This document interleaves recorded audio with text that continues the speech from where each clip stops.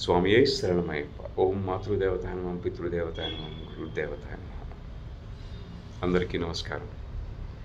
ఇది నా మొట్టమొదటి పాడ్కాస్ట్ ఫస్ట్ ఎపిసోడ్. నేను ఈసారి ఇది నా మూడోసారి అయ్యప్ప స్వామి దీక్ష. ఈసారి గత సంవత్సరం పాటుగా నాకు స్వామివారి గురించి ఇంకా ఎక్కువ డీటెయిల్స్ తెలుసుకోవాలని అనుకున్నా.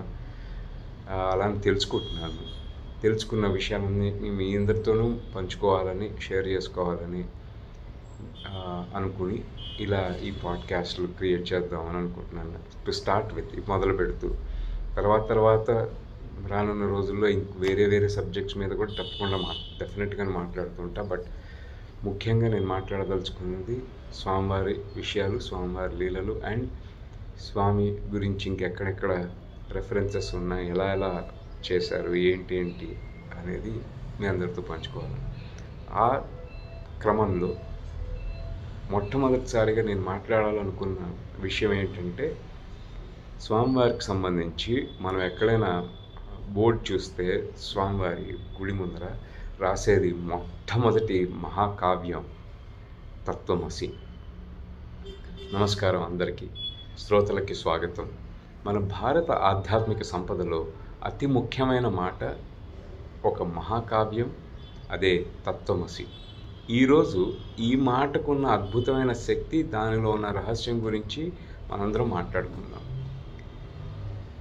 మిత్రులారా, పరమ చైతన్యం, ద సుప్రీం కాన్షియస్ అనేది ఒక పేరో, రూపమో, ఒక స్థలానికో పరిమితం కాదు, రైట్? దానికి ఎటువంటి లక్షణాలు లేవు. కానీ మనకు అర్థం కావడానికి భగవంతుడు ఆ శక్తి స్వరూపిణి అంటే మనల్ని అనుగ్రహించడానికి ఒక రూపం తీసుకున్నారు. ఆ రూపం పేరే శ్రీ మహాశాస్త్ర రూపం. ఆ పరమ చైతన్యాన్ని అవతరించి ఎన్నో లీలలు, ఒకటి కాదు రకరకాల అవతారాలు జరిగాయి భగవంతుడి లీలల్లో. ఇవి కేవలం కథలు కావు. ఇవన్నీ మనకి ఏ భగవంతుడి అవతారం చూడండి, మనలో ఒక పరమాత్మ సత్యాన్ని నిరూపించడానికి ప్రయత్నిస్తున్నారు. అదేంటంటే డిఫరెంట్ రూట్స్లో దశావతారాలు కానివ్వండి, అమ్మవారి అవతారాలు కానివ్వండి, ఏ దేవుడి అవతారాలు కానీ, దత్తాత్రేయ స్వామి వారి అవతారాలు కానివ్వండి, ఎవరైనా, రైట్? సో మనకి ఒక పరమ సత్యాన్ని మీరు గ్రహించండి ఈ విషయాన్ని అని చెప్పారు. చివరికి కలియుగంలో ఆ మహాదేవుడే ఆది శంకరాచార్యులుగా వచ్చి మనకి అదే విషయాన్ని చెప్పారు, రైట్?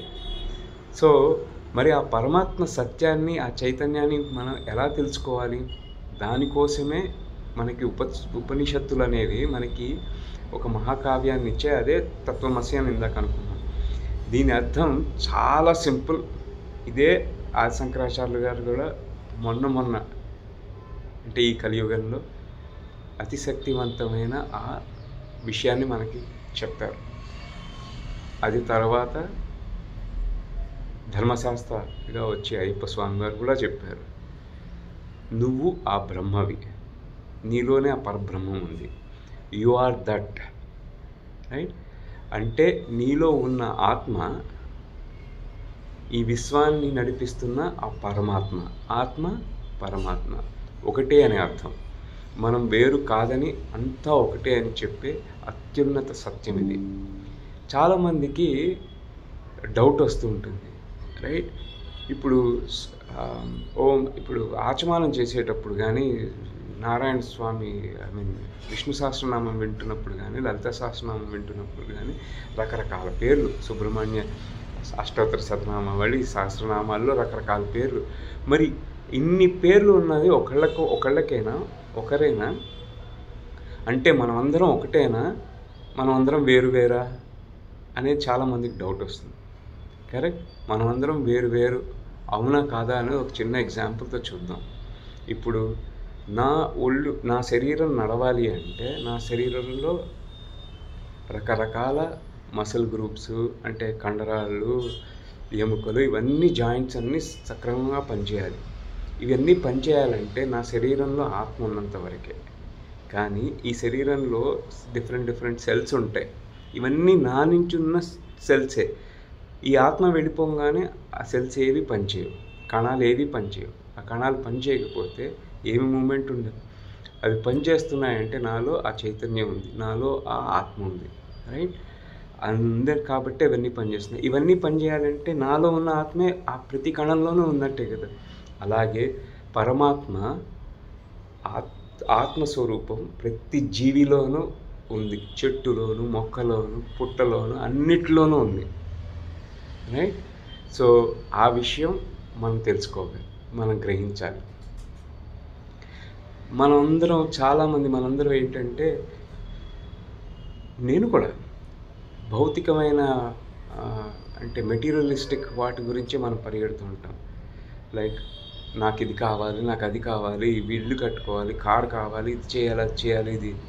కానీ దైవ చింతన, దైవ కృప పొందడం కోసం చాలా తక్కువ మంది తక్కువ సమయాన్ని కేటాయిస్తారు.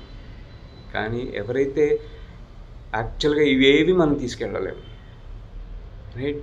ఇవన్నీ తీసుకెళ్తే ఏమైనా మన పుణ్యం క్రెడిట్ పెరుగుతుందా? ఏమీ లేదు.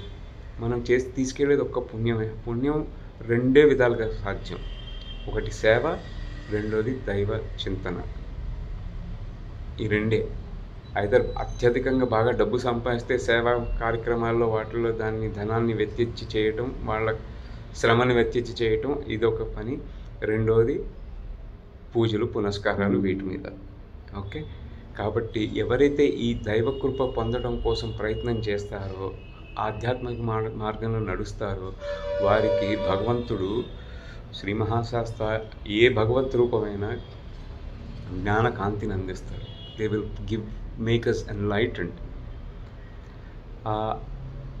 ఎటువంటి మన దగ్గరకి అసుర శక్తి, ఏదైనా బ్యాడ్ ఎనర్జీస్ ఇట్లాంటివి ఏవి రాకుండా అజ్ఞానాన్ని, మనలో ఉన్న అరిషడ్వర్గాన్ని, అహంకారాన్ని, వీటన్నిటిని జయించి మనని ఒక మోక్ష మార్గం వైపు, ఎన్లైటన్మెంట్ వైపు మనని తీసుకెళ్తారు. అండ్ తద్వారా మనకి అది చాలా సులభం అవుతుంది. ఇప్పుడు మళ్ళీ ఈ పరమ చైతన్యం గురించి మనం మాట్లాడుతూ ఉంటే అది ఎలా ఉంటుంది? అది సర్వవ్యాప్తి, ఓమ్ని ప్రజెంట్, మొత్తం అంతా ఉంటుంది. సర్వజ్ఞానుడు భగవంతుడు, భగవత్ శక్తి అంటే అంతా తెలుసు. మనం ఏదో దేవుడు పటం ముందర, గుడి ముందర మనం ఏదైనా పని చేయకపోతే దేవుడు తెలియట్లేదా అనుకుంటాం. లేదు కదా, ఆయనకి అన్నీ తెలుసు. ఓమ్నిసెంట్, సర్వజ్ఞానుడు మరియు సర్వశక్తిమంతుడు, ఓమ్నిపొటెంట్. అన్ని శక్తులను నియంత్రించే అత్యద్భుతమైన మహాశక్తి స్వరూపమే ఆ భగవంతుడు. ఆ శక్తి, ఆ ఆత్మ మనలో ఉంది. ఆ ఆత్మ ఎక్కడి నుంచి వచ్చింది? పరమాత్మలో నుంచి వచ్చింది. కాబట్టి ఇక నుండి మనందరం ఆ దైవత్వం గురించి ఆలోచిస్తూ, ఆ దైవత్వాన్ని మనలోనే ఉందని భావిస్తూ, అన్నిటినీ, కుక్కని, నక్కని, పురుగుని, పుట్టుని అన్నిటినీ మనం సమానంగా చూడగలిగినప్పుడే ఆ తత్వమసి తత్వం మనలో ఉంటుంది. మీరు ఆ పరమ సత్యాన్ని గ్రహించి అందరితోనూ చక్కగా సఖ్యతతో, ఆనందంతో, అన్ని జీవులతో, జీవరాశులతో చక్కగా సఖ్యతతో ఉంటే ఆ ప్రకృతి మీకు ఎప్పుడు సహకరిస్తూ ఉంటుంది. భగవంతుడు మీతో ఎప్పుడు ఉంటాడు. మనందరం సంతోషంగా, ఆనందంగా, ఆరోగ్యంగా, సుఖంగా ఆ భగవత్ చింతనలో హ్యాపీగా ఉంటాం. Thank you. ఓం శ్రీ స్వామియే శరణమయ్యప్ప.